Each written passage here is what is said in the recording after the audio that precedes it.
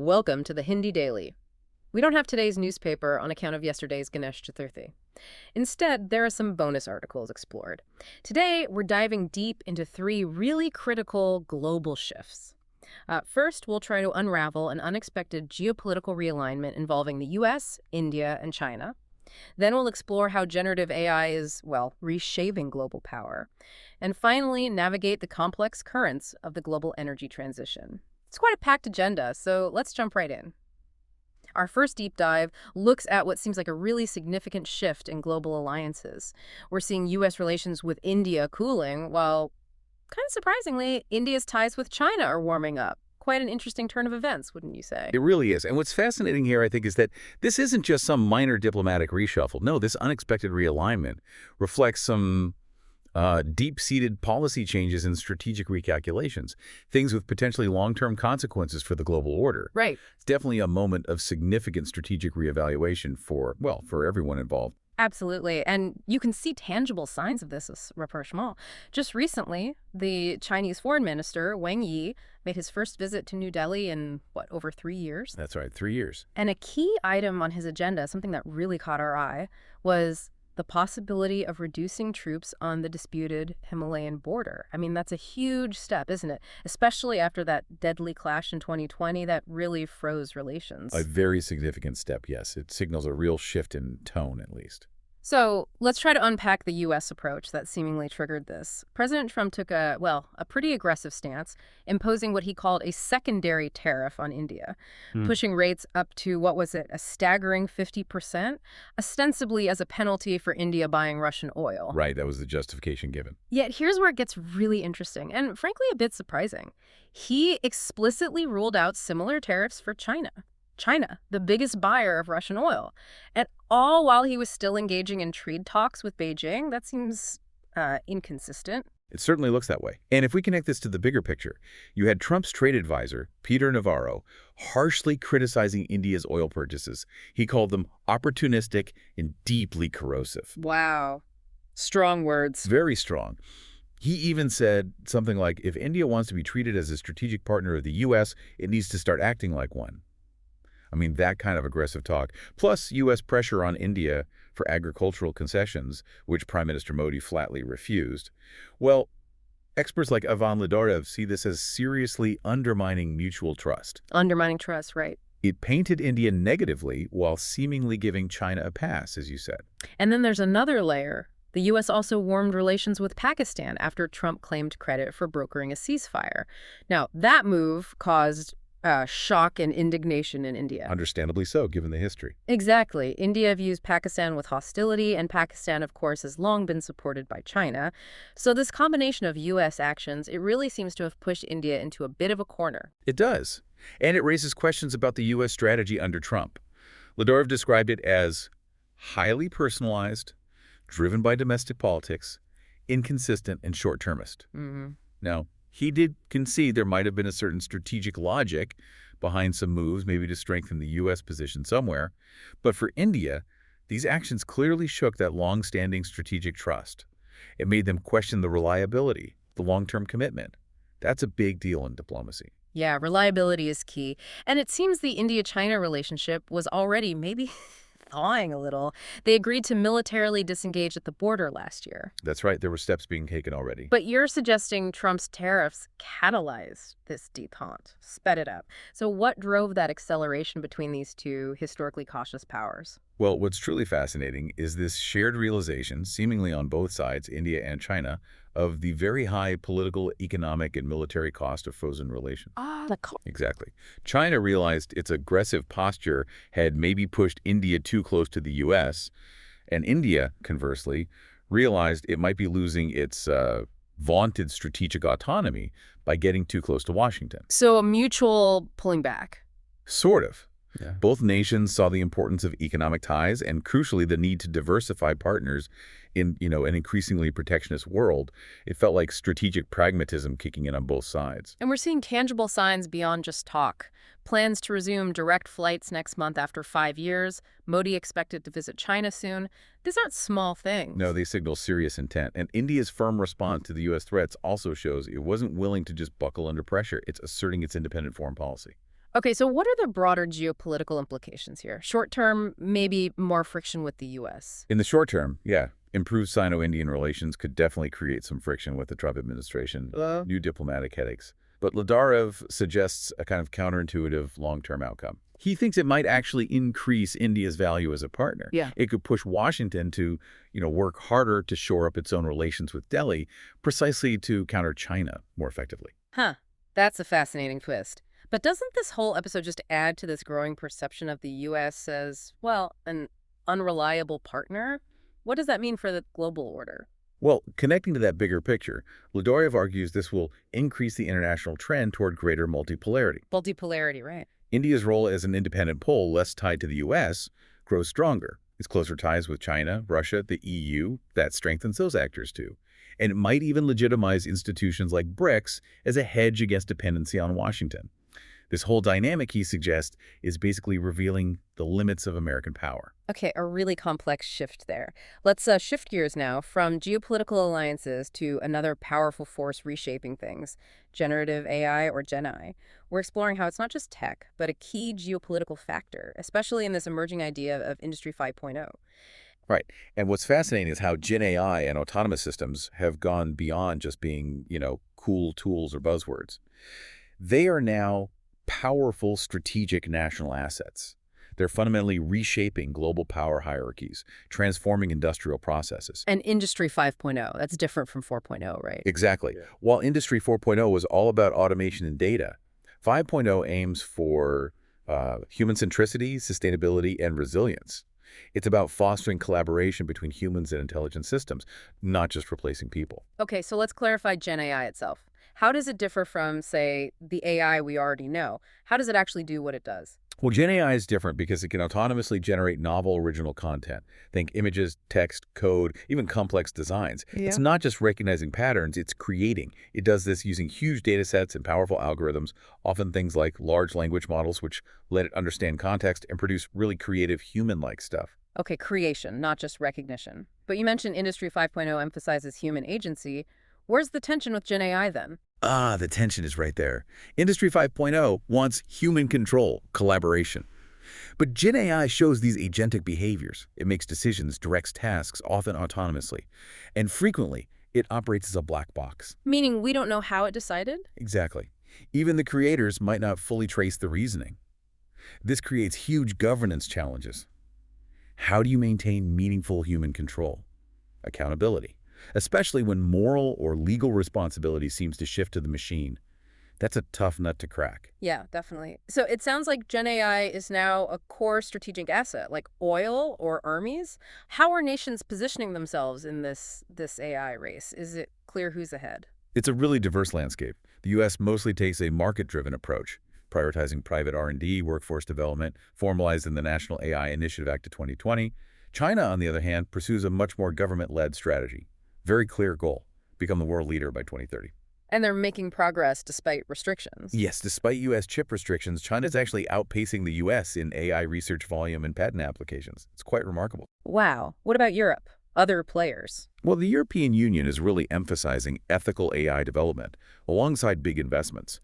Their EU AI Act is a landmark piece of regulation focusing on transparency, human oversight, safety. That's the Brussels effect people talk about. Setting global standards, yeah. Right. Then you have places like the UAE and Saudi Arabia positioning AI as key to economic diversification.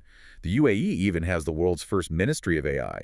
And don't forget Japan, South Korea, which is aiming for sovereign AI, meaning developing its own capabilities to reduce reliance on others. India, Brazil, they're all carving out niches. So it's not just about the tech, it's about the people, too, this global talent war.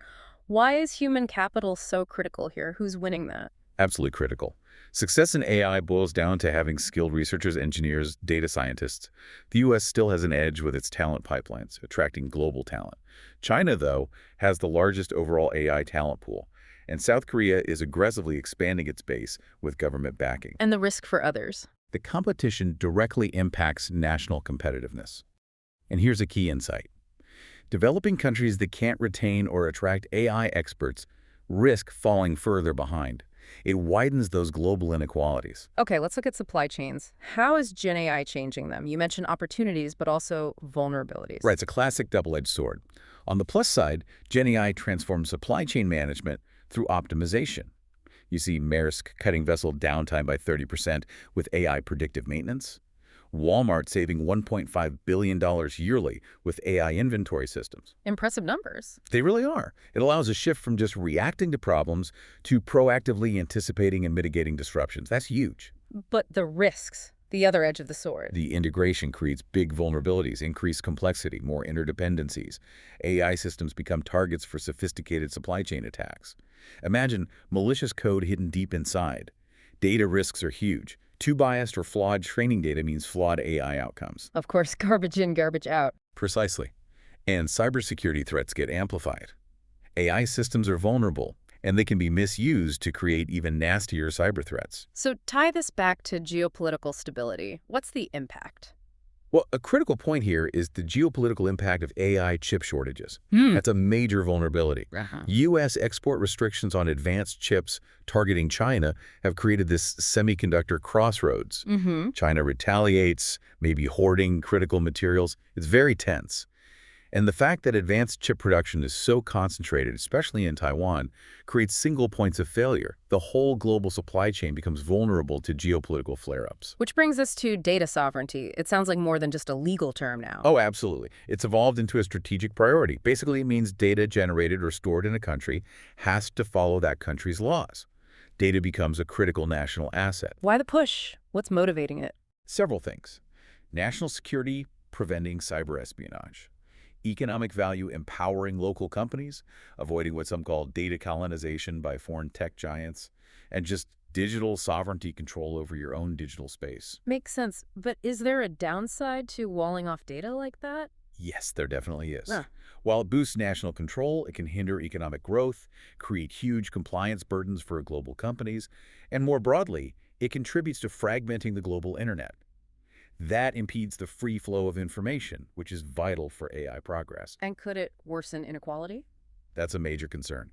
It threatens to concentrate AI, wealth, and power in just a few nations, potentially marginalizing developing countries through AI colonialism, making them dependent on foreign AI systems and infrastructure. So how's this playing out in actual industrial competitiveness? Who's adopting Gen AI fastest? Well, Gen AI is reshaping industries everywhere. Manufacturing, product design, maintenance, healthcare personalized treatments, drug discovery, logistics route optimization, warehouse automation. The early adopters get a massive head start, faster to market, lower costs, new advantages. But is adoption even, or are we seeing a gap? Very uneven.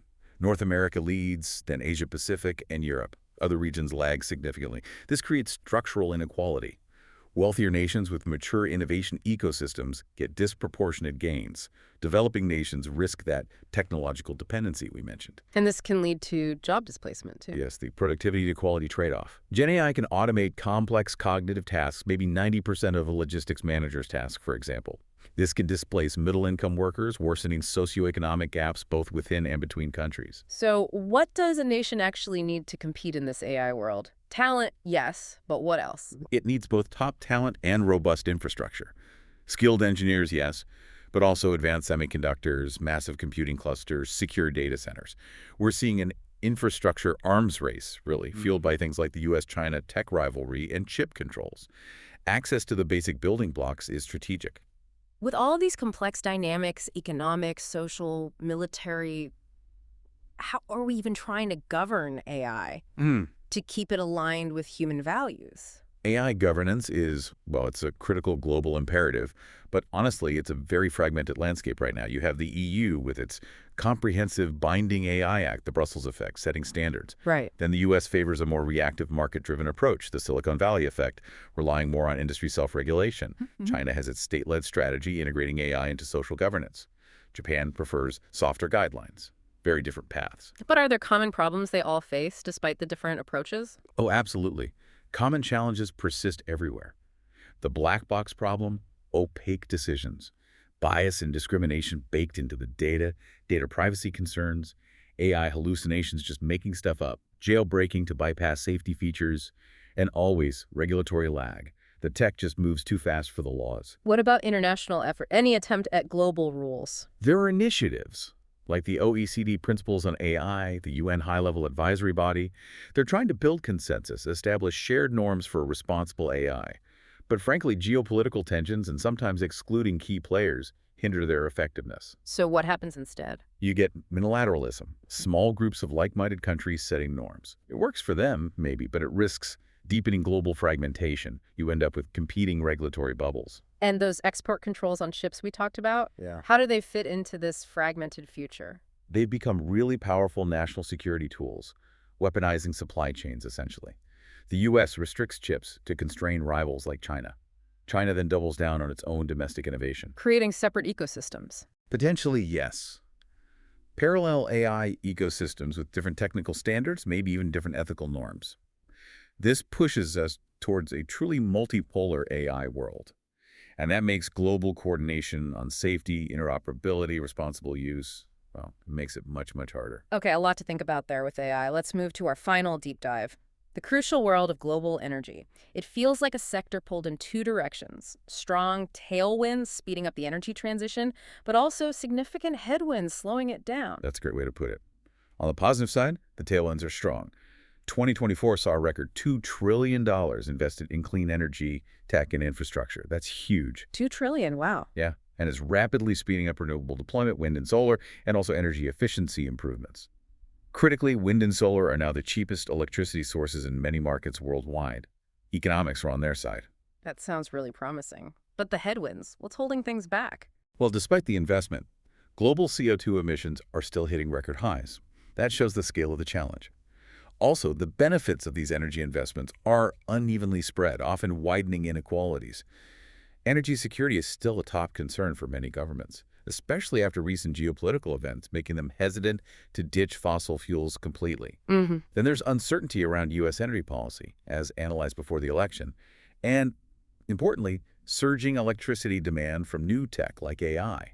That puts extra pressure on the grid just as we're trying to clean it up. So, juggling all that, what does the future of global electricity generation look like out to, say, 2050? Well, demand grows substantially in all scenarios, but here's the key insight. Renewables, mostly wind and solar, are projected to make up over 50% of electricity generation by 2050 in all credible outlets. Over half, even in less ambitious scenarios. Yes. Coal generation declines significantly, anywhere from 35% to 94%, down by 2050, depending on climate policies. Natural gas is more variable. Its future really depends on how ambitious we get with climate action. Okay, let's zoom in regionally. Where's the big growth happening for solar, wind, and geothermal? For solar, China's just dominant. Its capacity grew 45% in 2024 alone. Its solar consumption in 2023 was more than double the U.S., plus they export most of the tech. Right. India is also growing strongly, but still behind China and the U.S. overall. Looking ahead, the global East Africa, Asia-Pacific, Middle East is projected to really drive solar demand by 2050. But the U.S. also shows ambitious growth plans, aiming to quadruple or quintuple solar demand by 2030. And wind. Has the leadership shifted there too? It has. Historically, the West led, but China surged ahead, becoming the world leader in wind consumption by 2023. Now, while China's still growing, its share might fall as other nations accelerate even faster. Europe leads the West but faces challenges. High costs, siting issues, sometimes wavering policy support. No, geothermal sounds really interesting. It's been around, but you mentioned new innovations. Yeah, this is fascinating. New tech, adapted from the oil and gas sector, like horizontal drilling, better imaging has massively expanded where we can potentially tap geothermal energy. So it's not just volcanic areas anymore. Exactly. That's the breakthrough. Most outlooks now project much higher growth for geothermal to 2050. Costs are falling, making it competitive with other reliable baseload power sources. While Indonesia, the U.S., the Philippines led historically due to geology, the IEA sees vast potential globally with these advanced techs. It's a real dark horse. Let's turn to Africa. Fastest population growth, huge development needs. How's its energy mix looking? Well, demand will rise with population and economy, obviously. Yeah. But interestingly, projections for the pace of demand growth have actually slowed since 2018. Forecasters seem less optimistic about the energy intensity of Africa's economic growth, leading to lower per capita energy use projections. Does that slower growth projection mean efforts to tackle energy poverty aren't working as hoped? That's a critical question. You still have over 600 million people in Africa without electricity access, a billion lacking clean cooking gear, huge health and economic impacts. Per capita, electricity use is 82% below the global average. Still a massive gap. Huge. However, the IEA's Steps S scenario does project electrification accelerating, maybe covering 70% of people by 2030. So, some hope. But clearly, hitting the UN Sustainable Development Goal #7 for universal access needs a lot more investment urgently. What about fossil fuels in Africa? Coal, oil, gas? Expectations for coal have dropped dramatically, mainly due to South Africa's internationally supported transition efforts. Oil demand projections are also much lower than a decade ago. Natural gases mix. Some scenarios see demand doubling. Others see big declines by 2050 if climate goals are pursued aggressively. So what's the outlook for renewables there? Is that where the main growth is? Yes, here's the really good news. Renewable electricity grows rapidly in all scenarios. Solar generation across Africa could increase 30-fold in some scenarios, maybe nearly 100-fold in ambitious climate ones by 2050. Wow, 100-fold. It's potentially massive growth. Wind also grows impressively, so renewables are set to take a much, much bigger share of Africa's electricity mix, which is vital for both development and climate goals. Okay, finally, let's look at China. Biggest annual CO2 emitter. They have these ambitious 30-60 goals, peak before 2030, carbon neutral before 2060. How are they doing? Well, most projections are pretty optimistic about China hitting the peak emissions target before 2030, so good progress on the 30 part, it seems. But the 60 part, carbon neutrality. That was much tougher. Simple extrapolation suggests most current scenarios don't get China to carbon neutrality by 2060. Only the most ambitious global climate scenarios really see them hitting zero emissions around mid-century. So peaking is likely, but full neutrality, that's still a huge challenge. Interesting. How are they reducing emissions if overall energy use is projected to stay flat or even rise? Where's the decoupling happening? It's primarily down to the rising share of non-hydro renewables replacing coal. Wind and solar are absolutely key, especially for electricity. Nuclear power is also set to grow substantially in absolute terms, providing a big chunk of carbon-free baseload. But importantly, coal only really disappears from the power sector under those most ambitious climate scenarios. It's sticky. So pulling it all together, what does this mean for the global challenge, transforming the whole energy system? It raises that big question. Can we actually hit the COP28 goal of tripling global renewable capacity to 11,000 GW by 2030? 2023 saw a record 562 GW added, which is great, but we need over 950 GW every year on average until 2030. That's a huge ramp up. It really is. And those headwinds, we talked about grid integration issues, supply chain bottlenecks for things like wind turbines, volatile material costs, trade wars, uncertain U.S. policy, they could all act as barriers. It's definitely an uphill battle, but a necessary one. And other factors, energy security, new tech like hydrogen. Energy security is still front and center, reinforced by geopolitics. We're seeing a surge in new LNG export capacity globally. That helps security by diversifying supply, but it also risks creating expensive stranded assets if demand drops under ambitious climate plans. Right. Hydrogen is poised to play a bigger role too, especially for hard-to-electrify sectors like heavy industry or shipping. But its growth really depends heavily on consistent policy support, and that's currently facing quite a bit of uncertainty in some key markets. Okay, so after diving into these major shifts, the geopolitical chess game, the AI race, the energy transition roller coaster, it leaves us with a final thought. What does all this suggest about the fundamental nature of global power in the decades ahead? Is it still mainly about traditional military strength and economic size? Or is power increasingly about something else? Maybe technological leadership, controlling critical resources like advanced chips, data, or rare minerals, and crucially, having the ability to set the rules and norms for how these things are used in what looks like an increasingly multipolar world. Something for you, our listeners, to think about. Thank you for listening. If you want to provide suggestions, please contact on Twitter handle given in the episode description. As always, we're eager to hear what our listeners want to be informed about. We wish you a great day.